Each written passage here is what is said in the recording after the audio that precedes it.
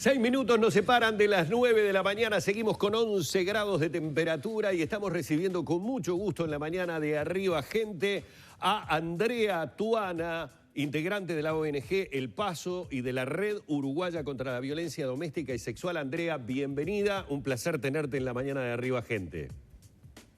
Buen día, muchas gracias. Bueno, vamos a hablar sobre un proyecto de ley que habla del registro, el régimen de tenencia compartida. Lo hemos escuchado en varias oportunidades. Está bueno tener conocimiento de a qué apunta específicamente. Muchas organizaciones civiles tienen reparos con respecto a este proyecto de ley. Y bueno, este es uno de los casos, Andrea, y nos gustaría saber el porqué de los reparos que se ponen a este proyecto de ley. Bueno, sí, somos varias redes y organizaciones de infancia que trabajamos hace muchos años en estos temas. Son dos reparos fundamentales. El primero es que es una ley innecesaria.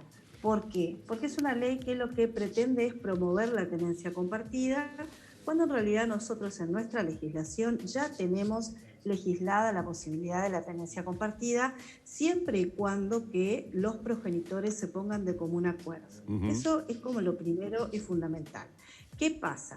Esta ley lo que plantea es tener críticas en cómo se está llevando adelante, evidentemente, esa situación en los juzgados, y lo que pretende es imponer la tenencia compartida como primera opción para el juez frente a un conflicto entre los progenitores. Entonces ahí tenemos como el primer reparo. ¿Por qué? En general, la gran mayoría, yo te diría que el 95% de los casos, los progenitores cuando se separan, de común acuerdo establecen el régimen de tenencia, de visitas, lo acuerdan. O sea, no hay mayores problemas. En ese porcentaje menor, más pequeño, en donde no hay acuerdo y sí hay conflicto, y el conflicto además cada vez se pone más agudo, digamos, y más tenso, lo que hoy nuestra legislación prevé es que exista un juez con sus equipos técnicos, con un abogado defensor para el niño, que pueda intervenir en esa situación y que trate de obtener el mejor acuerdo de acuerdo al interés de ese niño en particular, ¿no? de la situación concreta de ese niño.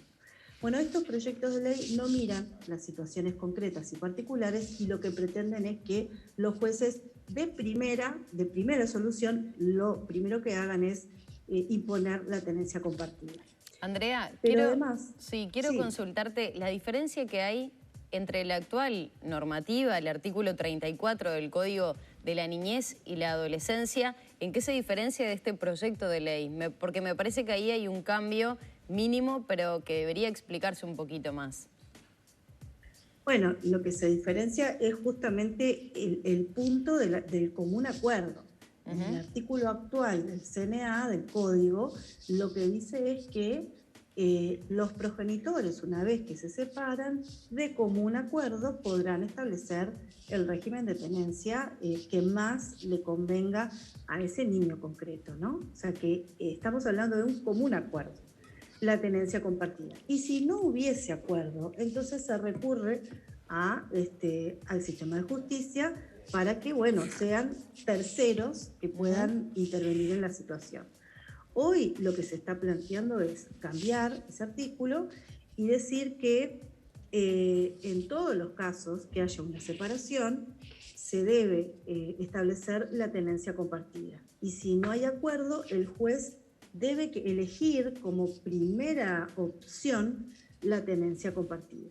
Y es ahí donde nosotros decimos que se está vulnerando el derecho de los niños y de las niñas a contemplar su interés superior, porque tú no podés, sin conocer la situación concreta de ese niño, decir que la tenencia compartida es la mejor opción, porque de pronto lo estás afectando al niño por pretender que esté la mitad del tiempo con su madre y la mitad del tiempo con su padre, lo estás afectando a él, porque de pronto sus padres viven en lugares muy alejados, muy distantes, o de pronto ese niño tiene necesidades particulares de vivir con un padre o con otro, o tiene un entorno familiar o lo que fuere que le es más propicio, en donde se siente más contenido. O sea, lo que tenemos que ver es el caso a caso. Y eso es lo que cambia este proyecto de ley, que además, de alguna forma, lo que pretende es resolver esos conflictos eternos y muy virulentos que se dan entre progenitores que ni siquiera pueden dialogar,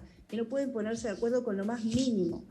Entonces, bueno, someter a un niño a convivir la mitad del tiempo con dos progenitores que no pueden dialogar, hablar, que todo lo que van a hacer lo van a hacer para establecer esa guerra, ¿no? Para destruir al otro, que su hijo esté en el medio de eso puede ser muy nocivo. Ahora, entonces lo que decimos es...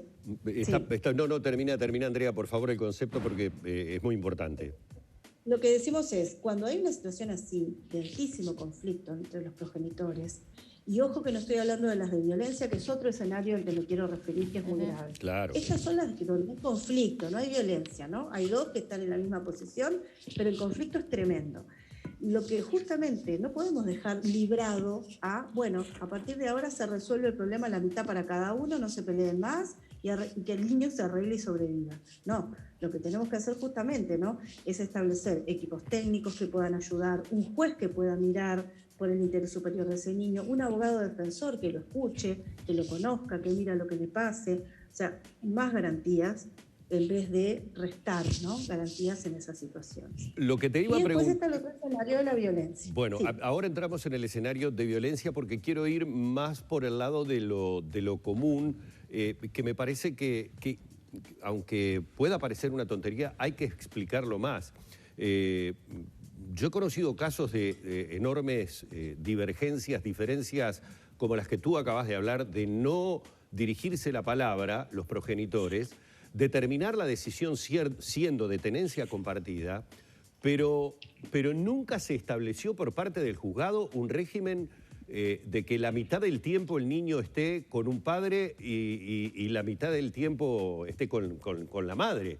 Es decir, porque además sería una locura plantear para ese niño el estar yendo y viniendo. Me hace acordarte, me imagino que lo conoces, al famoso tema del rey Salomón, cuando las dos madres decían que eran madres de un mismo niño y el rey Salomón dijo, bueno, tire cada una, y ahí se dio cuenta de quién era la madre. Esto es lo mismo, ningún padre o madre podría querer para su hijo eso, lo que no significa, reitero porque conozco casos, de que aún en la divergencia la tenencia sea compartida, porque me parece que ahí es donde el juez tiene que aplicar el hecho de decir, sí, tenencia compartida para los deberes de crianza, los deberes de manutención, los deberes de todo lo que vos quieras, pero no esa barbaridad de establecer un régimen de 50% de permanencia en un hogar o en otro. ¿Eso lo establece este proyecto de ley?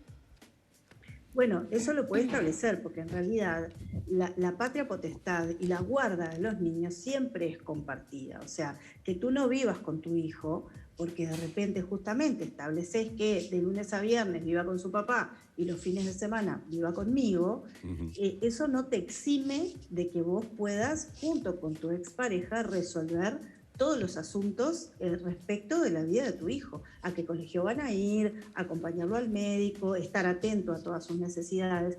Eso implica la guarda compartida, pero acá lo que se está planteando es lo que tú estás diciendo. La mitad del tiempo con un padre y la mitad del tiempo con la madre. O bueno, si son dos mujeres las mamás, ¿verdad? O sea, la mitad. Entonces, de lunes a jueves vive con uno y de jueves al domingo vive con el otro. Y el chiquilín se tiene que trasladar con su mochila, con su ropa, de un lugar a otro. Y que capaz que hay niños, a ver, que lo viven sin mayores dificultades, porque tienen padres que muy flexibles y que en realidad le hacen la vida muy fácil a ese hijo. Y que si ese hijo un día te dice, no, mirá, toda esta semana me quiero quedar con papá porque vinieron los primitos de Salto, y la madre le dice, pero bárbaro, quédate toda la semana con tu padre. Ahora, esos progenitores que están en guerra no lo van a permitir. No, el jueves a las 8 tenés que estar acá y te voy a ir a buscar. porque Andrea, de alguna manera lo que pretenden es jorobar al otro, ¿no? Sí. Quería meterme, por lo menos, ya estamos a punto de cerrar la entrevista, pero en el capítulo que refiere a la violencia y los riesgos que puede representar o que las organizaciones entienden que puede representar para los menores el hecho de personas que están siendo investigadas por la justicia respecto a hechos de violencia, denuncias de violencia doméstica y demás. ¿Qué pasa si no hay una sentencia firme? Hasta ese momento, ¿el progenitor puede permanecer con ese adulto? Perdón, ¿el niño Exacto. con su progenitor? El niño con ese progenitor, exacto. Ese es el escenario inadmisible. Ese es el escenario de esta ley, que si se cambia generaría que a pesar de que se hayan hecho denuncias en los juzgados especializados de violencia por abuso sexual, por maltrato físico, por maltrato psicológico o por ser testigo de la violencia de un progenitor contra el otro, esos niños no queden protegidos. Igual hasta que se genere toda la investigación y haya una sentencia firme de condena, mantengan la convivencia en este régimen de tenencia alternada. Y eso realmente, por eso decimos que es una ley que daña, por eso decimos que esto puede llevar a los niños a vivir escenarios de verdaderas torturas, y decimos también que los puede poner en un riesgo enorme, ¿no? De las represalias, las amenazas, las presiones. O sea, someter a un niño a esto realmente es inaceptable, inadmisible y es regresivo. A nivel internacional, retrasa. ¿ha habido casos de situaciones de asesinatos a niños? ¿Eso lo manifestaron ustedes en esta conferencia que hicieron de forma virtual? Sí, por supuesto, ¿no? España es como el paradigma de esto, en donde se aplica la tenencia compartida, no importa la denuncia que haya, porque además se descree de los relatos de los niños, de las denuncias, de quien sea, no solamente de las madres protectoras o padres protectores, sino hasta de las instituciones que denuncian, y se aplica la tenencia compartida, ellos le llaman custodia, y por supuesto que han habido lamentables casos de asesinatos de niños en manos de sus progenitores, ¿no? Habiendo denuncias y alertas del progenitor protector de que eso iba a suceder, y aún así sucedió. Entonces, no podemos en Uruguay retroceder 30 años, que es lo que avanzó la Convención de los Derechos del Niño, en la protección de los niños frente a la violencia. Andrea, queremos agradecerte mucho este contacto en la mañana de Arriba Gente, que tengas una buena jornada. Muchas gracias a ustedes. Hemos estado dialogando con Andrea Atuana, integrante de la ONG El Paso, la Red Uruguaya contra la Violencia Doméstica y Sexual, a propósito de los contenidos de este proyecto de ley sobre tenencia compartida.